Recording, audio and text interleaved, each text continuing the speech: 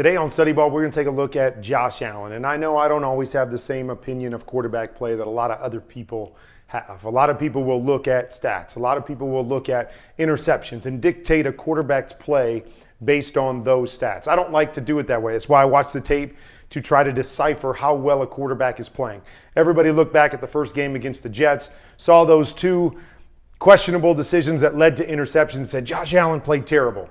I argue that Josh Allen played a really, really good football game outside of those two plays. And that's the thing about quarterback plays. You can have a game where you go 29 of 31 and those two incomplete passes are dropped interceptions or throwaways or whatever it is, and it's a great football game. You can do the same sort of thing, and those two plays that are incomplete go for bad interceptions, and we all of a sudden think you played terrible. I believe you've got to look at the whole, and I thought Josh Allen played a good first game outside of those two plays, and I think he's played really, really well this year at doing what we all want him to do, is taking what's there and attacking underneath and throwing underneath and then trying to add the special plays to it, because that's what makes him so good. And so you can't just take away the special and expect him to chunk and wind the whole time and throw underneath the entire time, because what makes him great is that big arm and his playmaking ability. So you've got to put those things together. First game, thought he did really well outside of trying to make too many special plays out of a bad situation. Comes back the second game, and let's take a look at what he did, and we're going to say he played a great game, even though he took some chances in this game as well. Okay, so as we take a look at the tape, here's the kind of stuff that I'm talking about. Getting back, seeing what he wants to see, get the ball out of his hands.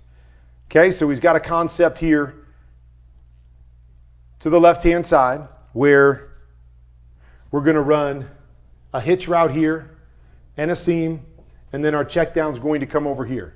On the other side, we're going to run an in and an under. Okay, so a lot of this just depends on the structure of the defense. What I love about Josh is he comes out, sees this corner is in bail, and I'm just going to take the easy one right here. It's what he does. Recognize what's going on, gets his corner to bail, boom. He's hitting Stefon Diggs. He's getting the ball out of his hands. He's getting a completion on first down. And come back again, understanding what he's seeing, okay? So we get motion. With this motion, right? With this motion here, we get this guy to move outside the box with him. That's the indicator that Josh needs to say, I've got man-to-man coverage. So I've got a concept on the backside where I've got a corner and I've got an under. Get back, get the ball out of your hands, boom. Ball's out of his hands. He beats what we call the cop defender, okay? So we've got man-to-man across the board, okay? So we got man here, man here, man here, and then these two guys are playing man, this guy moving to the middle of the field, and then this guy is what we call a cop defender, meaning he's a free defender. He's not covering anybody man, he's reading the quarterback's eyes, and whichever way the quarterback leans, he's going to try to steal anything that's inside. But look at how Josh recognizes it, gets back, ball out of his hands. Beats that cop defender with the throw, knows where he wants to go, hits that back foot, drives it for a great completion down in the red zone. And so this is what you've seen through the first two games over and over and over again. Look at this. Ball's out of his hands. He's coming back. It's the same play that we talked about the very first play of the game. So he's got the hitch here, the seam there, and then the back would come here. So first play of the game, he came back and hit the hitch. Could he easily do that again here if he felt comfortable with this outside defender? If he felt this outside defender was too wide, they're into the short side of the field, that guy was going to take it away. The next key is this guy right here. As long as this guy is inside and over the ball, then he's got a chance to work this high-low over here. But even better than that, he's looking at this guy right here, and he's saying that guy is tucked inside. I've got off coverage right here. I know I can come out and hit this in the first window. Don't even have to read that defender inside. I'm going to come out and beat him with the throw. Definitive, no one, boom, look at that. Back foot's in the ground, throws it wide, knows his problem on this play is this defender. I can't let him get too far inside. Making quick decisions, getting the ball out of his hands, getting completions, moving the chains.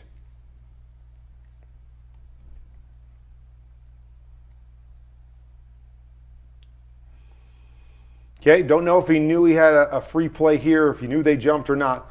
But this is, again, the kind of the special. This is where Josh is so good. Now, I don't have any idea what happened here. Bad route there, so he's looking over there, and it's all messed up. Here, he's got a flat and a deep curl right here. So he works off of it, knows he's got time, and then check out this throw, right? It looks like when he comes back here, he is not going to have this. I mean, there's a defender here, not there. Probably going to just have to check it down. But look how he comes back, sees that defender, throws the ball back inside, away from the outside defender, throws his guy open, big chunk completion. If he knew he had a free play, great. If not, just a great throw down the field. And again, those are the things that make Josh special. But if he can make the layups, if he can get the ball out quick like he's showing, and make those, that's what makes him hard to beat. So here's another one. Okay, so we want to just keep saying, oh, well, Josh just wants to push the ball down the field, just wants to take chances. Okay, we got a post, we've got a corner, we've got a flat. We come out, and this is what I love. He recognizes that this area is free, that this defender has chased up the field instead of playing into the flat. Look how quick. Boom, ball's out of his hands, right? He's not trying to force it down the field. He's getting the ball out, he's reading, he's feeling the game, and he's making big plays by getting the ball out of his hands quickly.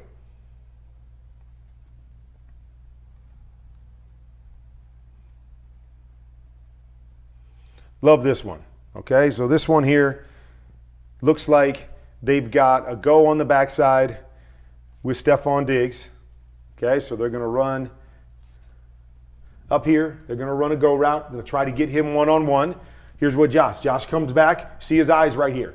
He's looking in this direction. He's looking at that safety over there. If that safety rotates to the middle, I got one-on-one. I'm going to take my guy. If that safety stays wide and high, I know this one's dead because I basically have a 2-on-1, one under, one over. I don't like it. Then I've got to progress through. He progresses through to realize it's down here where he's got his one-on-one. So again, these are the steps. This is where Josh Allen is. Seeing things, getting the ball out quick, recognizing the double team on the backside, finding his one-on-one on time, coming back, reading through it. Boom, great throw to his comeback on the right-hand side.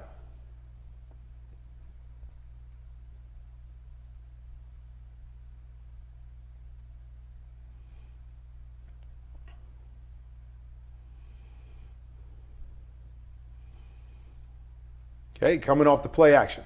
Similar type concept to what we had before. Here, clearing out deep. Got the corner coming. Got the flat out here. Okay, so reading the flat defender. Not trying to force it. Read the defense. Let the defense dictate where you throw it. That's been the key for him for the most part outside those two mistakes in game one. Here it is again. Right? He wants it. He wants to throw this. Stefon Diggs is trying to find a hole so we can make that chunk throw, but nope. I don't have it. I've got bodies in the way. Check it down. Take what they give you. Make the right decision and the right throw, even if it's a short throw. Boom. He does it again. Nice little 7-8 yard gain. Okay, then you have the special. And so that's the thing. Can we take away the special from Josh Allen? I know it's going to lead to a couple interceptions a game, but there are more, I shouldn't say a game, a couple interceptions that we don't like, but there's going to be more great plays than there's going to be bad plays with Josh Allen. And that, to me, is what makes the difference. So we're going to come out here, going to have a corner, have a flat, back down. Everything is taken care of on this side to his first read. So he's about ready to scramble. And then I want you to watch how he finds his guy on the crosser here. Look, okay, don't have it. Oh, I got to get out of here. Oh, look at this. He feels pressure. He's going to take off, feels pressure, bounces back, finds his receiver across the middle of the field, and we get a touchdown on it. We want to take that stuff away from Josh Allen. I surely don't. Here's another one. As we run through this, we're going to come out.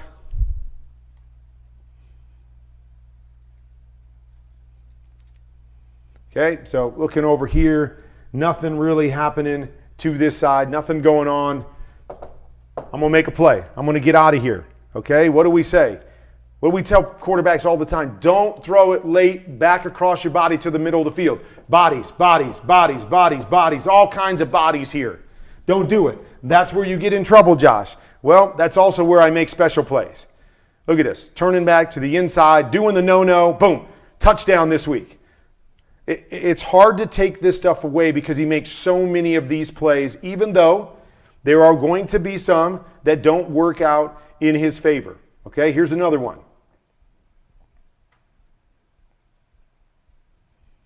Okay, he's looking to his left, nothing there. Everything condenses. He buys time out here. Okay, again, a lot of times, even like against the Jets, he was in this situation. Hey, it's 3rd and 6 or 7. Just run for it. Just run for the first down. Go get the first down, Josh. He turned and threw it. Bad decision, interception. Okay, now he decides to throw it again. And look at this. Up over the top. Beautiful throw. Bang, we pick up 40 yards on something that last week we're telling him to run on. So how do we have our cake and eat it too? It's nearly impossible. That there are going to be a couple plays throughout the course of the season that you look back and go, Josh, you just can't do that. And he knows it. He talked about it last week. But can you take that out of his game?